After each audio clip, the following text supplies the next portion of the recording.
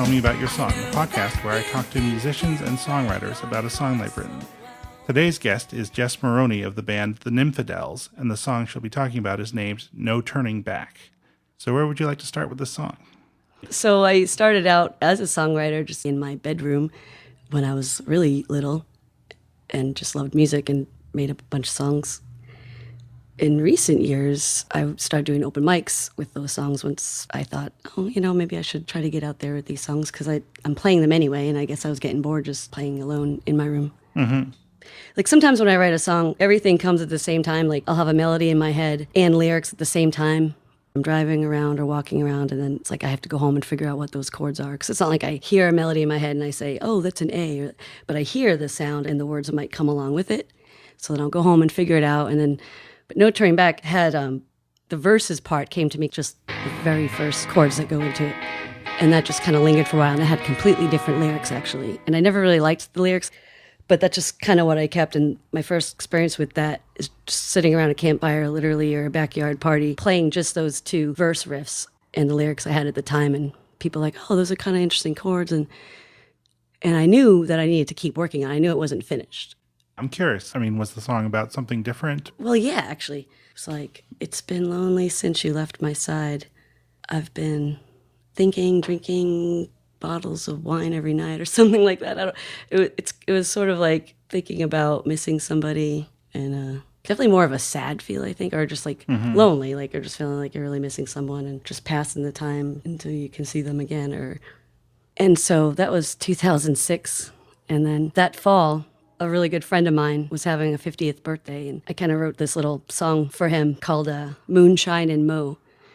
And that song is basically the second part of the No Turning Back, because Mo is actually one of the first friends I met in Providence and one of the most prolifically talented, creative, fun, inspiring music-making person that I've been lucky enough to meet. And we have the same birthday, which is cool, and we just have a lot of like cool synchronicities. And then for some reason I thought, oh wait, hey, Moonshine and Mo kind of starts with the same chord as... I'm like, I'm going to connect those together. Oh no, I made the same mistake.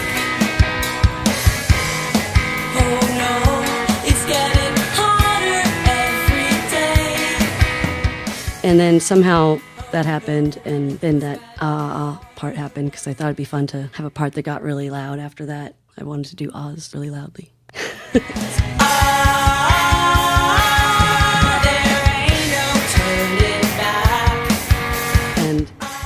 So then that was that song for a while. But I still didn't think it was finished yet. And right around that same time, other songs were coming together a little bit more. And one of the bands I was playing in was having a lot of shows. And I was just out there playing music with that band. And I was thinking, oh, well, it might be neat to just see what my songs would sound like with a full band behind it. But it still took me a long time to even try to do that. So I'm like, well, maybe I'll just start doing open mics. And so I started doing open mics with my finished songs. And No Turning Back before the fourth part came in was kind of still lingering. And I would play it for a couple friends, and they're like, oh, that's a really good song. You should really finish it. And it was kind of a strange moment when the fourth part happened. And it was really a great moment, actually, because it was like I was sitting at my friend's house on a couch, and he was going out to get food, and I was just strumming around on guitar, and I just went to that chord.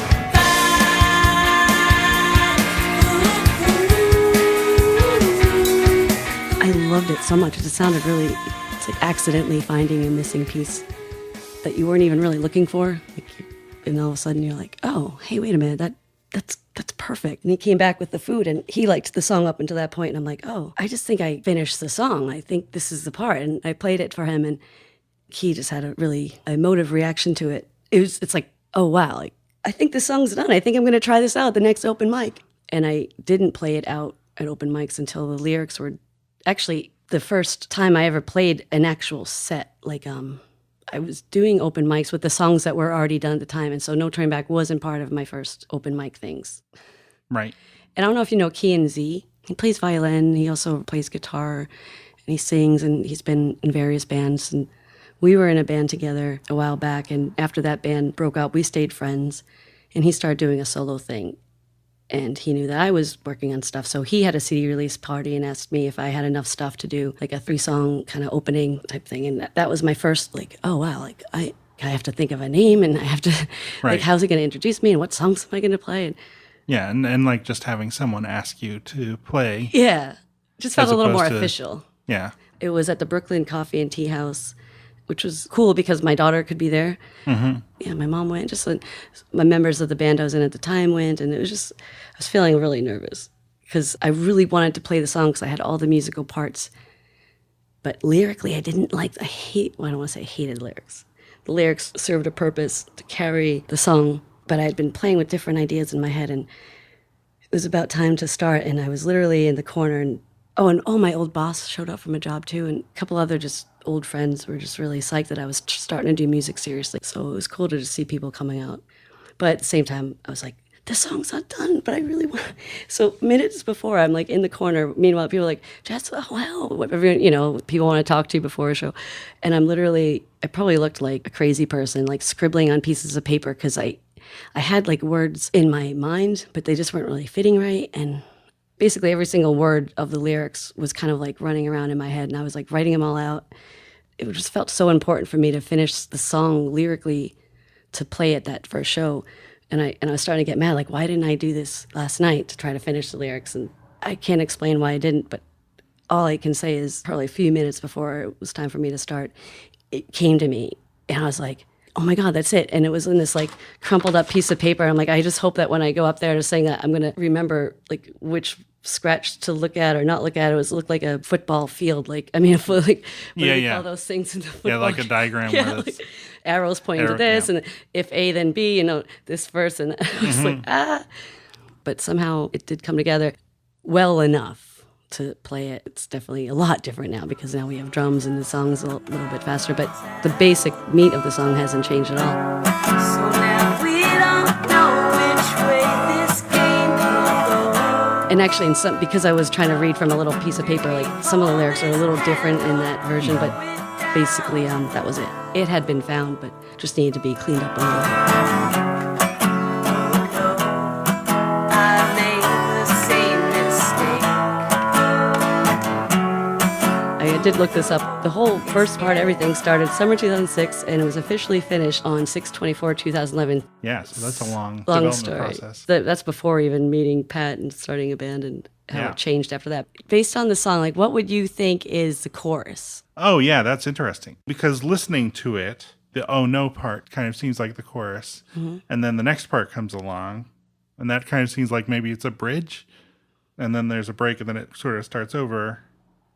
Then it's just kind of hard to know what is what exactly. I mean, it doesn't matter in a way. Like, it doesn't matter how you chop it up in your mind. But I feel like that's a strength of the song is that it's got these different parts, and they seem distinct, but they're related.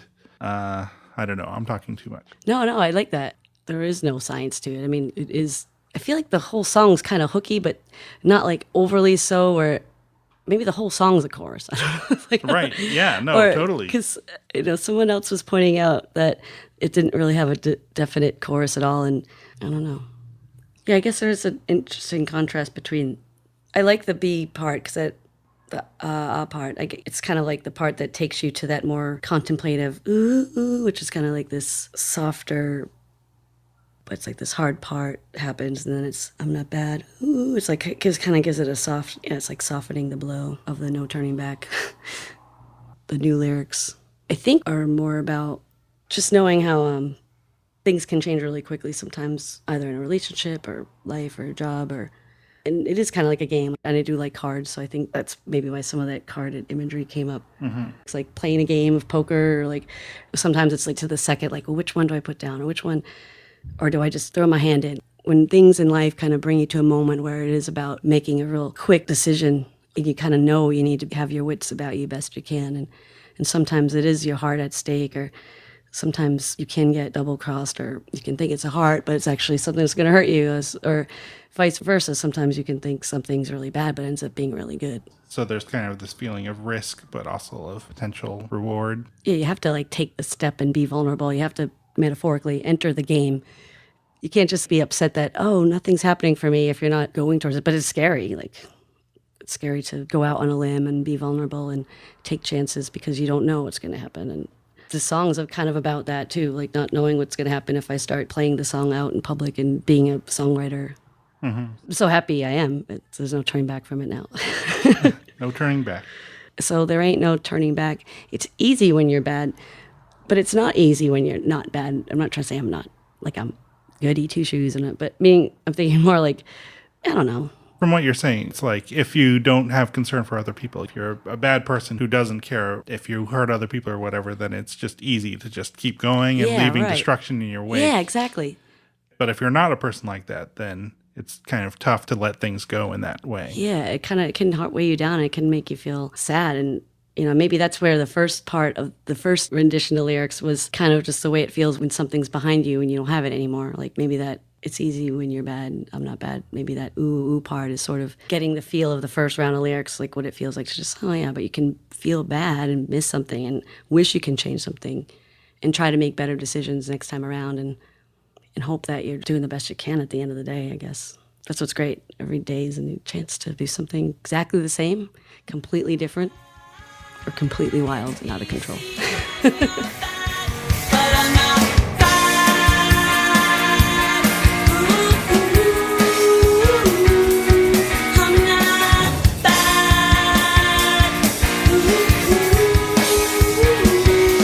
Ooh. Early 2011 is when like all four musical parts were together. The open mic I went to most of the time was Apartment 1. Yeah, I imagine that's where we first sort of crossed paths. Yes. And I love that time. That was sort of the renaissance of, I think, for me and everybody surrounding Providence that was working on songs and trying to get their music out there and just meet other musicians. And it was such a real great community of people and is kind of what gave me the confidence to keep writing and working on songs.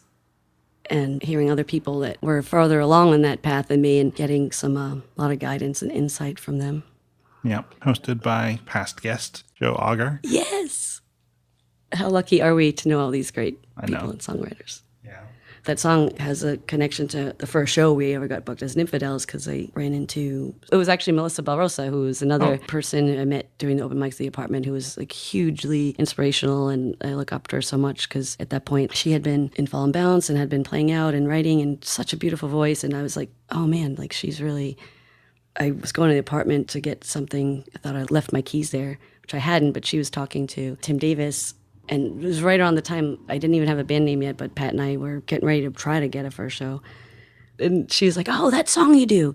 So that's actually one of the most memorable things of that song is her saying to Tim Davis, I love that song you do where you go, I love that. And I love her voice too. I love that song, man, it's great.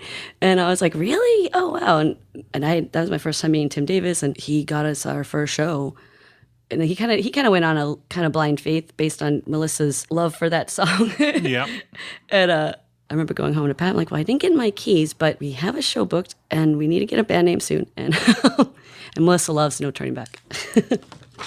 Anyhow, that's a little story there about that. Yeah, excellent. So a lot of people had heard it just acoustically. Right. And then they found out I decided to start an official band and get a drummer. Some people were like, oh, you can't add drums to that. That should just stay acoustic. But I mean, that totally was not even part of a consideration. I think drums make the song exactly what it is. But just interesting that some people might have a hard time hearing it not acoustically. But everyone's entitled to whatever their opinion is. But I just wanted to say very loudly here on this podcast that I'm so happy drums are on this song. Yeah. Very good. I think the drums give it so much more personality. The way he plays, especially at the end, the way like his cymbals during the song, I think really add so much atmosphere to it, and it's almost its own orchestrated part that carries the song, and it's the heartbeat of it.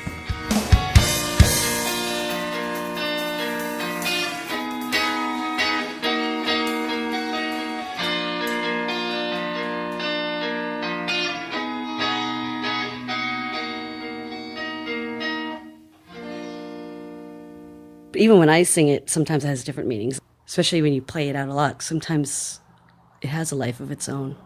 Mm-hmm. And the only time it stops living is if you stop playing it or people stop listening to it.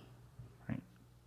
Like sometimes as a joke, oh no, I think it was in studio, I can't remember, but I was like, I know you think you play guitar so well. I think I said, or it's easy when you're Pat, but I'm not Pat. No. Anyway. Okay, I do need to say something, though. It was not my idea to add an F word in this song. Oh, it wasn't? Whose idea was that? Well, Well, I'm in a two-piece band. Yeah, and it's going to have the adult advisory on this episode. process of elimination. It wasn't me. Yes. We should say that the other person in the band is Pat Flanagan. He plays drums. Yes. But it was just funny how that even came about too. And I was okay with it. But I don't generally like to swear a lot, but if it kind of just made sense for a couple different reasons too, because someone misheard me at an open mic and thought I was saying that too. Yeah. And I thought that was interesting. Right around the time Pat was thinking, oh, that'd be an interesting change. Oh, no, I think he actually also thought I was saying that. But it is what gave us our explicit label on our EP. So. Yes. I love playing with words and the way you can give them different meanings. And just the slightest little different placement or inflection or the other words around it. It can just be awesome to have fun with that.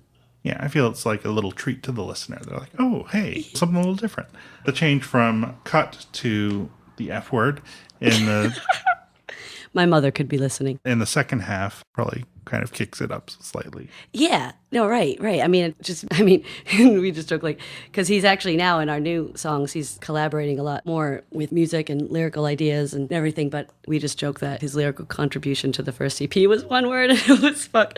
And I just think that's great because it actually doesn't matter what the word is. You're right. Like there's something about that word being there in that moment that just kind of gives the song kind of the oomph, the meat.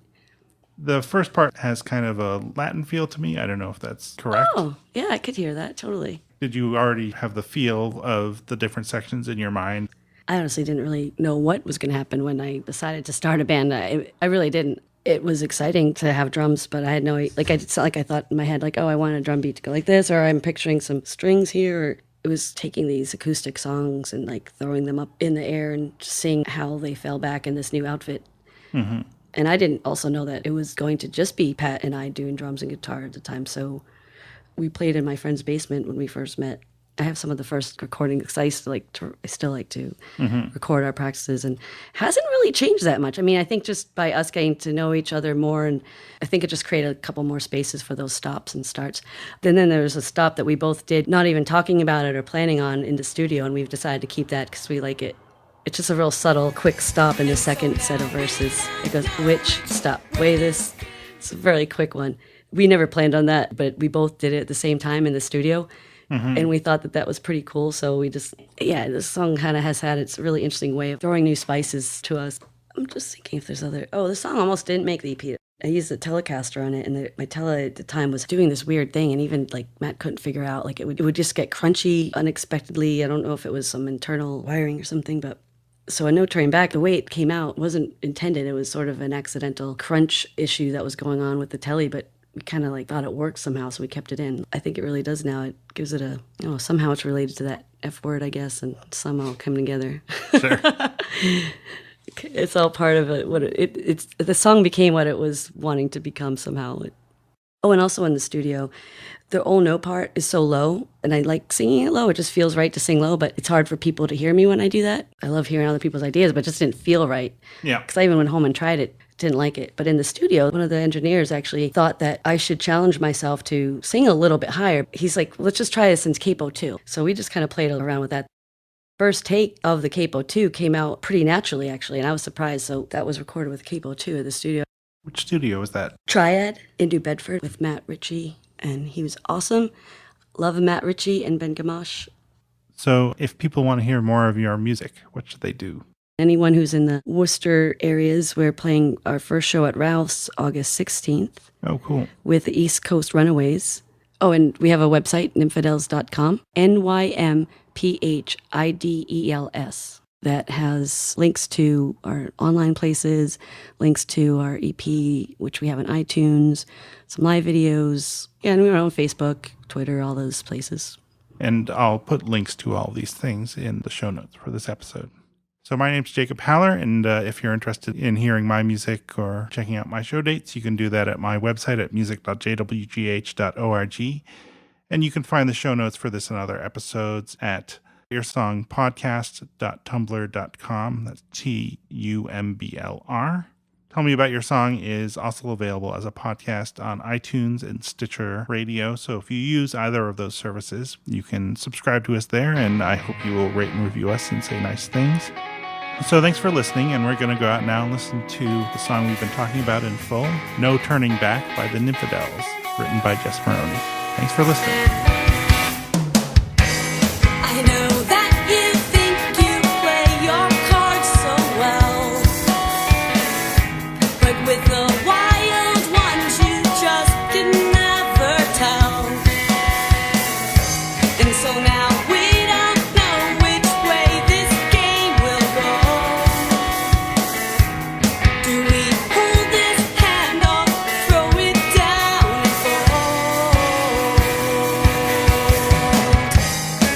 Oh no, I made the same mistake. Oh no, it's getting harder every day. Oh no, was that a heart or was a spade? It doesn't matter, they both cut you anyway. There ain't no turning back. It's easy when you're bad. There ain't no turning back. It's easy when you're bad, but I'm not bad. I'm not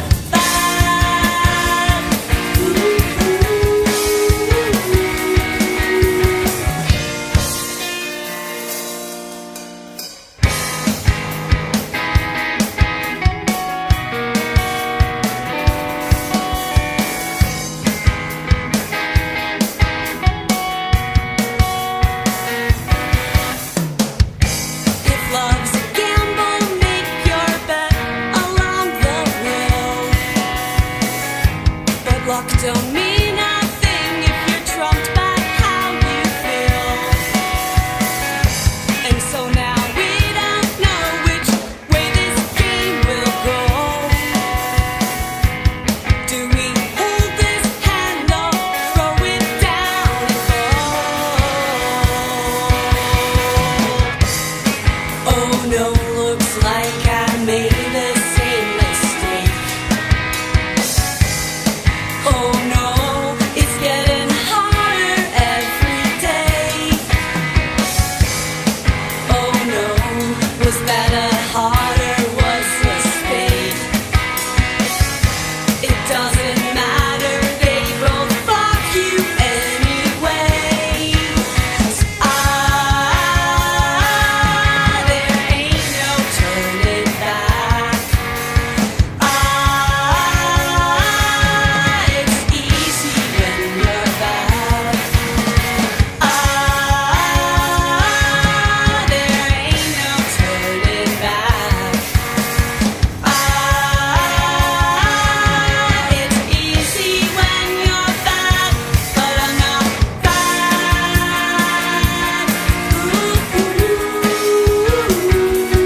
I'm not